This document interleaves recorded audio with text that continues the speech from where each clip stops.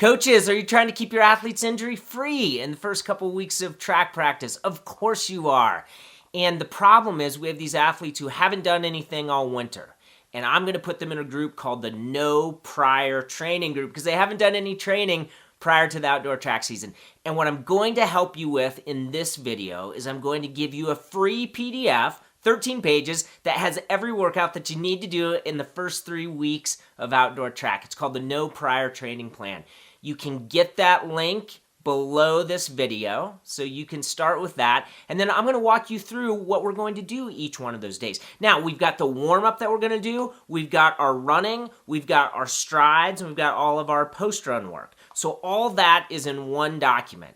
I hope you enjoy this. My name is Jay Johnson. I've been coaching for 20 years. I've coached 3 USATF national champions, and I've written a book for high school athletes, Consistency is Key. I want to help you, a high school coach, and if you're a high school runner watching this, you can follow along as well because this information is going to be helpful for you too.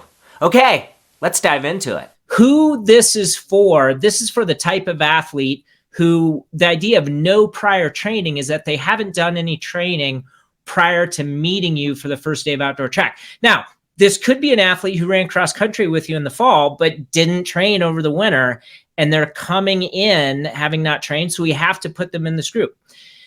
Where it gets a little tricky is what do we do with an athlete who swam, who played basketball, or who wasn't running? Should we put them in this plan? If you have an athlete like that, we're going to talk about that at the end of this presentation, okay? The first thing I want to talk about, and what I've done is I've recorded a very concise video that walks us through day by day what we're going to do in the first 3 weeks of this no prior training plan. But let's take a step back, okay?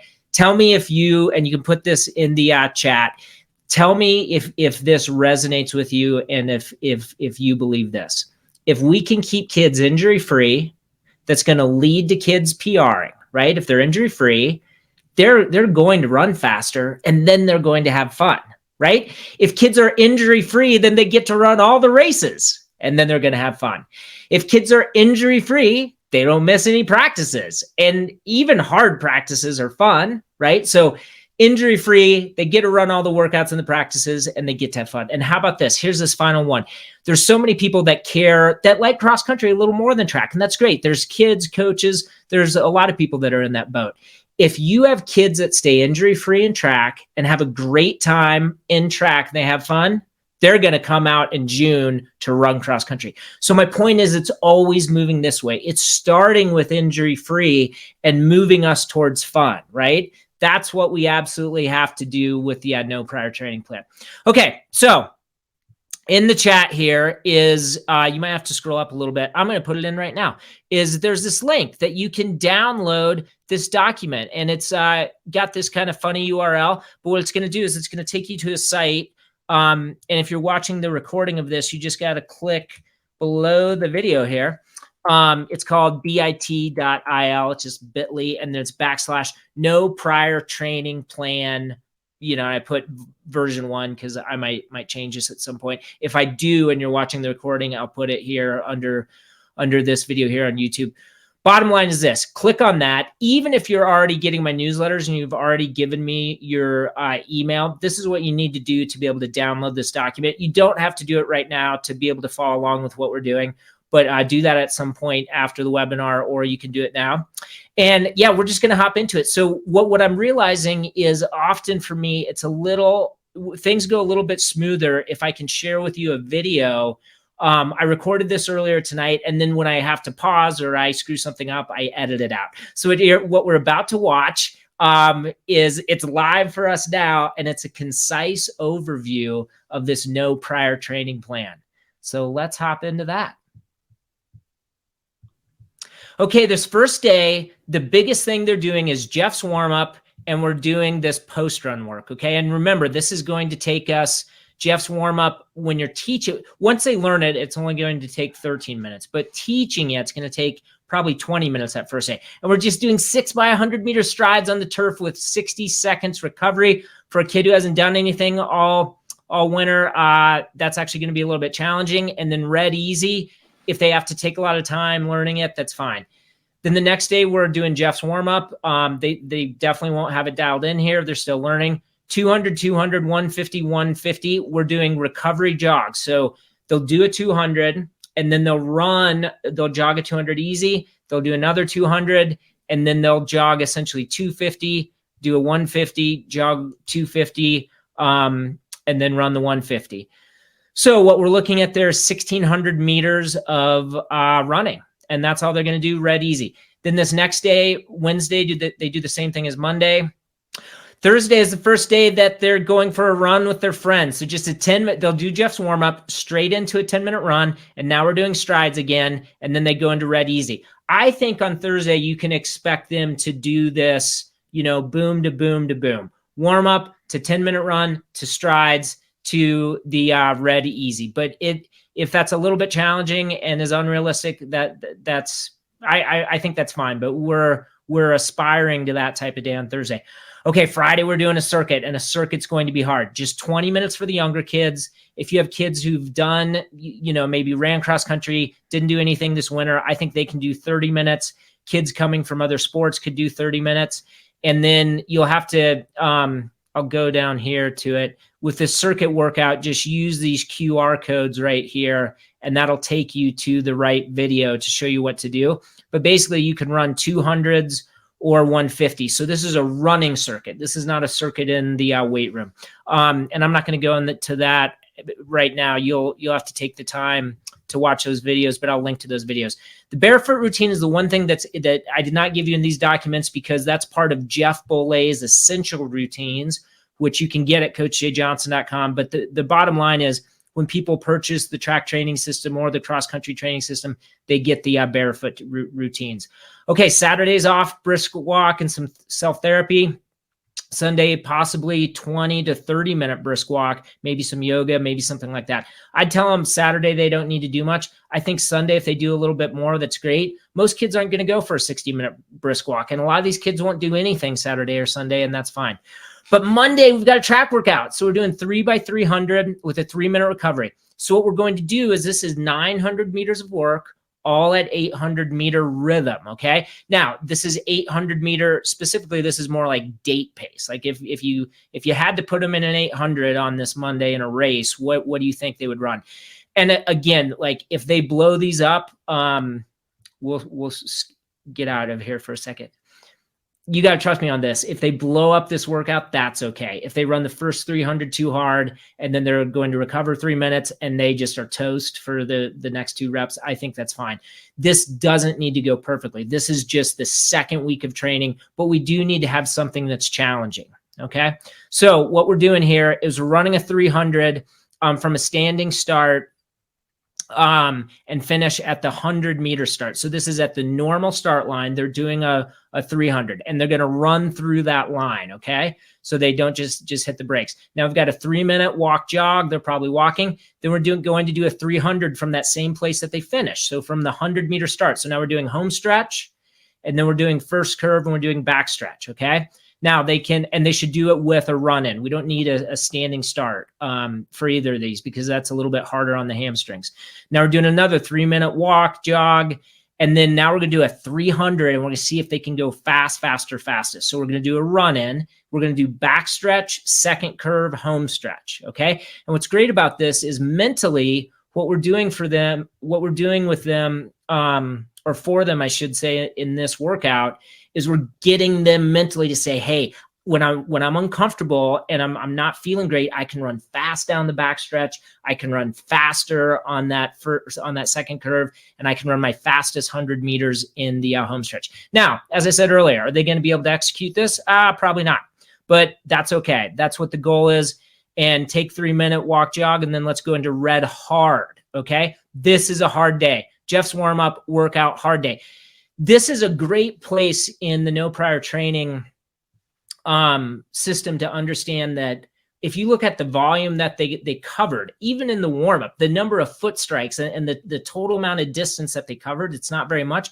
But if we think about it philosophically, these kids have done nothing 9 days ago, right? They did absolutely nothing. And now we're hitting them with 900 meters of work at 800-meter date pace or faster, and they're doing red post-run work. And they, in the warm-up, they had a little bit of rhythmic type stuff. There's a little bit of plyometric aspect to Jeff's warm as well. So this is a very good day. Now, if we did that on Monday, we got to go real easy on Tuesday. So 10 minutes easy with their friends and 6 strides, red easy. Now we're coming back Wednesday. It's similar to what we did last week, but now we're doing 2 200s, 2 150s, 2 120s. Some people might say, Jay, you're getting a little, that's a little too much. Hey, we've got to get going in the no prior training system, but all they're doing is jogging the recovery in between what is a full lap. So when you add these up, this is 6 laps of running.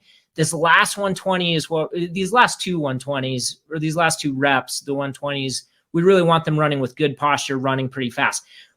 Because we want that, let's have them run 200 meters really conservative. And if you're wondering, hey, Jay, what pace should I tell them?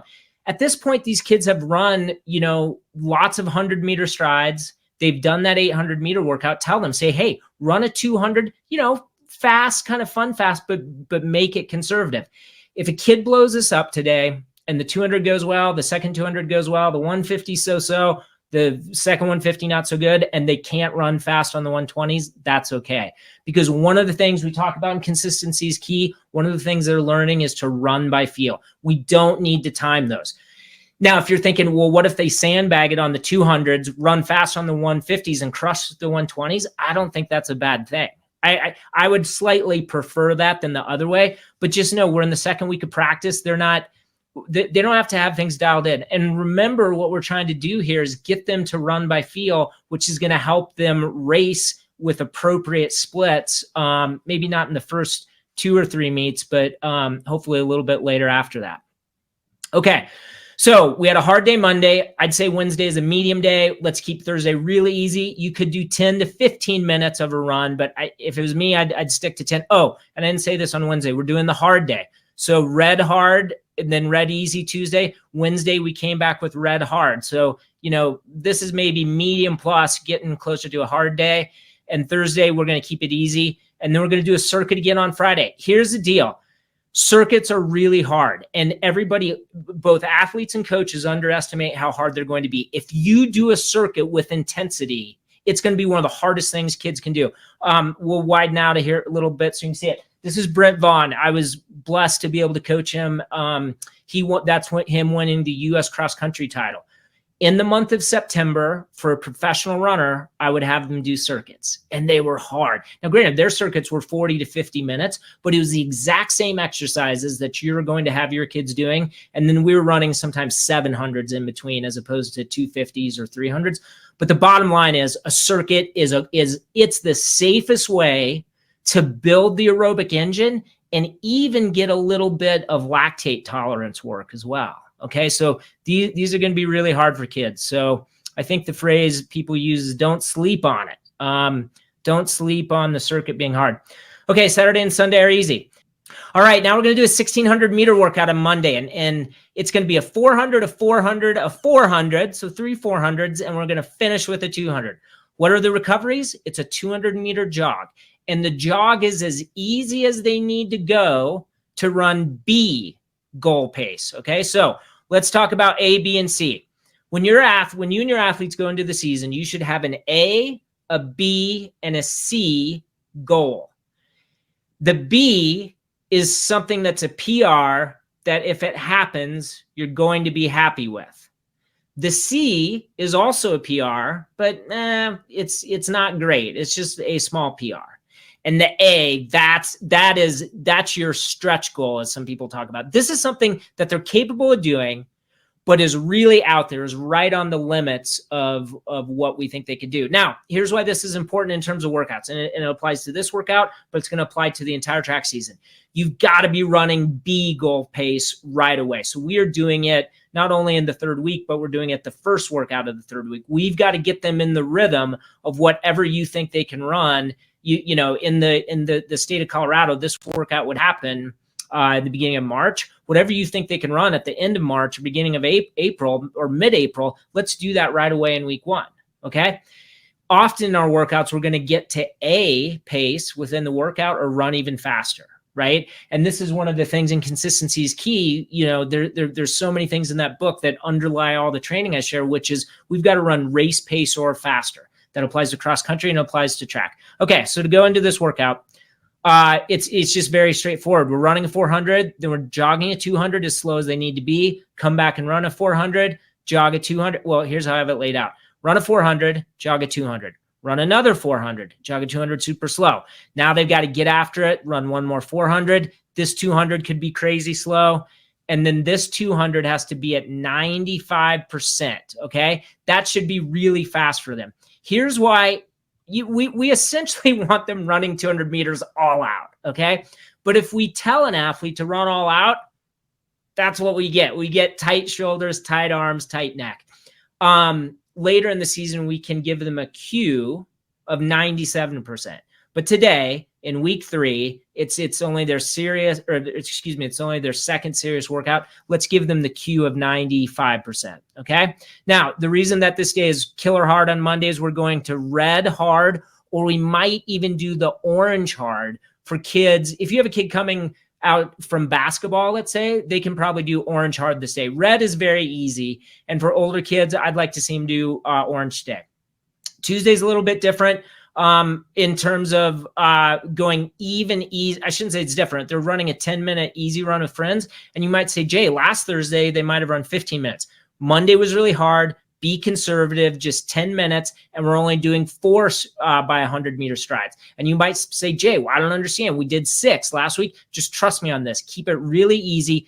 And it says red or orange easy. You could have had them do orange hard today, but then give them red easy. Remember, our hard days are hard and our easy days are easy, right? But the way people screw it up usually is they want the hard days to be hard, and then they get a little greedy and want the easy days to be easy plus or medium, okay? Think of it this way. Let's keep our easy days really easy so we can hit it on Monday, we can hit it on Friday, and we can have a medium day on Wednesday. So that's what we're going to do here. Show you what that looks like. So what are we doing with our Wednesday medium day? 2 200s, 2 150s, 2 120s. Same thing they did the week before, but we're just hoping to run a little faster. What we're talking about here, and I forgot to say this last time. I would have them run the 200, 200, 150 in their training shoes, then take some time and they can spike up to run 150, 120, 120 in terms of spikes. If you think about it, what's that going to add up to? 240, 340, 390, basically 400 meters in their spikes running fast. We really have to have a progression of footwear, and we have to be mindful of this. Going back to what they do on Monday, I would just keep them in trainers for this whole workout and then get them in the spikes for these days. For most of these kids who haven't, been working into spikes throughout the winter, we want to be very careful with that in the workouts. And then on a meet day, if you're saying, well, they've got to run 1,600 meters in spikes and run the 4x4, yeah, I understand. If they've got to run 2,000 meters in spikes, that's fine. But let's be cautious with how much they are in the spikes for this workout. Feel free in the questions if you want to push back on that one a little bit, because I think you can argue that a couple different ways. Okay, this Thursday, they're doing what they did last Thursday, 10 to 15 minutes with strides. And then now we're doing, this is something I think they should do a circuit. I think 20 to 25 minutes for the younger kids and a 35-minute circuit for the older kids. And this should be the hardest thing they've done in terms of just having to be gritty and have to really enduring some discomfort. And then we do the barefoot routine. I didn't explain this in the other circuits. We don't do exercises, post-run exercises with the circuits because that's part of the circuit, right? We're already doing all that general strength. Now, if in week 3, you say, Jay, I have kids who ran cross country and they can do a progression run in week 3 on the Friday, I will sign off on that all the time. If you want to do a fartlek run, I think that's great, but I would do a progression run. I'd keep it to just 20 minutes, 10 minutes at a pace that feels steady, 5 minutes a little bit faster, and then 5 minutes fast but controlled. With that 5 minutes, they have to be able to say to you, coach, I definitely had 2 more minutes in me. Not, I talk about farther or faster or both, and consistency is key. Like a long run, they need to be able to say, I could have run farther, maybe 5 or 10 more minutes, and I could have run those 5 or 10 minutes faster. With the progression run, we're not saying that. We're saying I could have run a little bit farther, like 2 or 3 minutes, but we don't have to say that they could have run faster. That's just my take on it. And this is what I think makes the most sense to kids, because we want those last 5 minutes fast. And I think it's easier mentally for them to be able to say, yes, I could have hung on for another 2 or 3 minutes. Would have been really hard, but I could have done that. So if you don't want to do the circuit on this hard day here on Friday and want to do a progression run, that's great. But man, if you have a younger kid who's never been out for the track team, you can do that. One final thing, I should have said this about circuits the first time. Common suffering, right? Don't let the kids watch this video, but let's be honest, they are going to suffer in that circuit. This is something you can have seniors in high school and freshmen in high school doing together for 20, 25, 30 minutes. And it's just a great thing for your team to do, to have freshmen, sophomores, juniors, seniors, all doing the exact same thing. And on the 200s, 250s, 300s, whatever you need to do for the running in between the exercises, they can do that a little bit faster. Okay, I'm just realizing I skipped over something on this workout. Both in this workout in week 2 and in week 3, we're doing the pre-race warm-up. So you can check out that document, and you just go to the link in the description here. And you do have to share your email to get this document, but it's 13 pages. It's got everything in there. Our pre-race warm-up has a lot of Jeff's elements in it, and it has some strides. And then we do that workout. Okay, that's the recorded part of this. Now we're going to hop into questions. All right. I hope you like that format. I really like it. What I like about it is that when I record it, there's only one part I had to chop out. I actually had an error in the training document. And everybody who's part of the track training system, it's been updated. It was correct on one line and it was a little bit confusing on another. But yeah, I put that in the chat. That first page of the document, is 3 weeks, every day. What are we doing? Now let's look at that document and go through it piece by piece, just so you can get a feel for what's in there. So we just went over this. Oh, and then obviously you're going to be able to ask questions. I don't have a lot more to say, but I really want to take questions here. We've got to do a progression of strides. So that's 2 pages of this document here. And it's very clearly laid out. Now, the red progression, pre-run and post-run, this is what your kids are going to do. So if I talked about Jeff's warm-up, here's everything in Jeff's warm-up. And when you download this PDF, when you go to that link, you're going to automatically be sent you'll be sent a link to get the video on your phone or on your computer. Okay. So if you're looking at all this, you're thinking, I don't know what, I don't know what side shuffle, and I don't know what forward, backward swings and all that is. It's all in there. Big 5 is very simple. 5 push-ups, 5 body squats, 4 push-ups, 4 body squats, 3, 2, 1. That's very simple. And then same thing with these here. If you don't know what these exercises are, you're going to get a video. It's called free training videos, and you'll get that. Now, we do easy days and hard days with the red progression. So that was our easy day. The hard day, we're going to do some more stuff, but it's pretty easy. We're just adding the lunge matrix. If you've been following my work for a while, you know that the lunge matrix used to be a warm-up routine. Excuse me. Now we're using it for post-run. Red is pretty easy. I should probably zoom out to make this point here.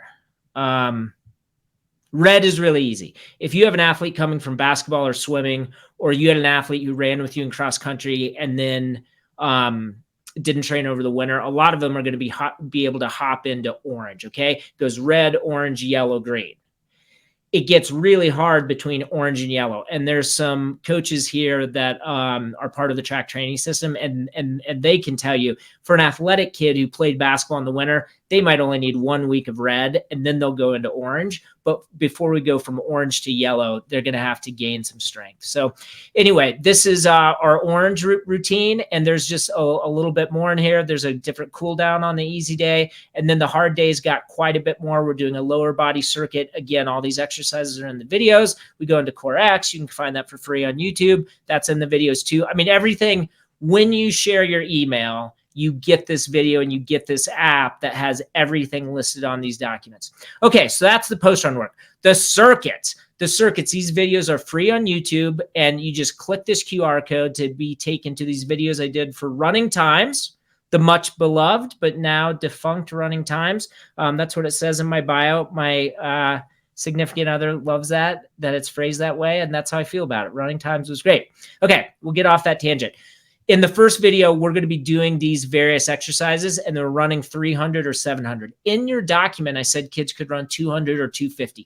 It's keep the running minimal to get in all this general strength. And remember, on this circuit day, they're doing all these general strength routine or exercises, so we're not doing post-run work. Okay, so now you got the circuits. And then the final thing is we've got a race day, our pre-race day for track. We're actually not going to use that in what I gave you, but we do need this stuff down here. We need the pre-race warm-up. So before that 800-meter workout and before that 1,600-meter workout, we're going to do Jeff's warm-up. And this is a little bit off. It says 10-minute run. Your kids aren't going to be doing that. Yeah, I guess I screwed this up. This is the pre-race warm-up. And when I go back there, go up here, I guess you shouldn't be doing that warm-up. I'm going to have to think about that. Huh. That's embarrassing that I made the mistake. We're talking right here where it says pre-race warm-up. We don't want a 10-minute run for these kids on this day. So basically what we're going to do is do Jeff's warm-up. They could do a couple strides. Let's go back.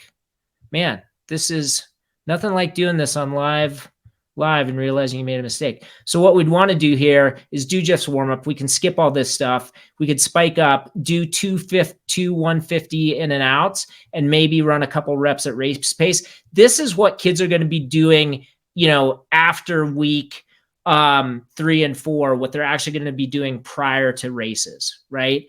But for most of your kids, they're going to need to skip that. So I would just take that out, the pre-race stuff. All right. And then Brian. Oh, and then here's the deal. Some people are live on Twitter. Some people are live on Facebook. Some people are live on YouTube. And somebody, this is a great question coming in from Brian. Is there any way to get this PDF from you? Yeah, Brian, you're going to have to go to YouTube, coachjjohnson.com, and in the comments on YouTube, there's this link and you'll have it there. And it's also when you check out the recording, when we're done here, it'll be there as well. And then, or you can go to coachjjohnson.com, get on my email list. Hey, real quick, you're learning about this document, the No Prior Training Plan, and it's got that one page that we're going over day by day, but you also need all the other documents that go with it, and you need to get the warm-up, right? So to get all that, go to the link below. You're going to share your email, and all this will get sent to you. And the bottom line is it's a 13-page document. Coaches, it's everything you need for the first 3 weeks of practice. This is going to keep kids injury-free, and as we've talked about already in this video, keeping kids injury-free leads to them running PRs, which leads to them having fun. I just want to reiterate why we're doing this, right? What we want is not here, right? What we want is for an athlete to have run cross country, to have taken an easy week, and then gotten after it for, 6, 8, 10, 12 weeks over the winter. What we want is for them to have done the progression of stride so that right now, today, on February 23rd, they could run 100 meters at 400-meter PR pace and just feel good, looking good, feeling good, right? But that's not what we have. We have kids who either ran cross country and didn't do anything over the winter, kids who are coming out having never done a sport, right? You could have a kid coming in as a freshman in high school who's never done a sport. Or we have an athlete, and this applies to a lot of athletes who are at smaller schools. They played basketball. We've got a lot of kids who have coaches in the track training system where it's basketball players coming into track and it's swimmers coming into track. If you're in that situation, ask some questions here, because this is really a good one to talk about. But even them, they haven't done a progression run. They haven't done a long run. They haven't done a fartlek run. And for that basketball player, well, if we look at the swimmer, they've got the big aerobic engine, right? But they haven't hit the ground at all, right? So if we send them out on a long run, that's a recipe for injury, right? And we don't want to do that. The basketball player has run up and down the court. They've moved in all 3 planes of motion. They've done some plyometrics, but they haven't gone for a sustained effort that's 15, 20, 25 minutes, such as a progression run. Okay. So what I'm trying to say is that if you're looking at this, you're like, man, Jay, there just wasn't enough running in there. Remember, we need to be really conservative in those 3 weeks that I laid out to keep kids injury free so that they can get to the meet, have fun racing, and do that over and over and over and have a great season. Hey, I hope you'll subscribe to my channel to get more information like this. If you'd like this video, that'd be great. Most importantly, ask me a question. I'm going to respond to all the good questions in the comments here. 2 videos for you. This one here is on the mental skills you need to run the 1600 meters well. Great video for both coaches and athletes. And this is Core X. Core X is a post-run routine you'll want to do at the end of your runs. I look forward to seeing you again in the next video.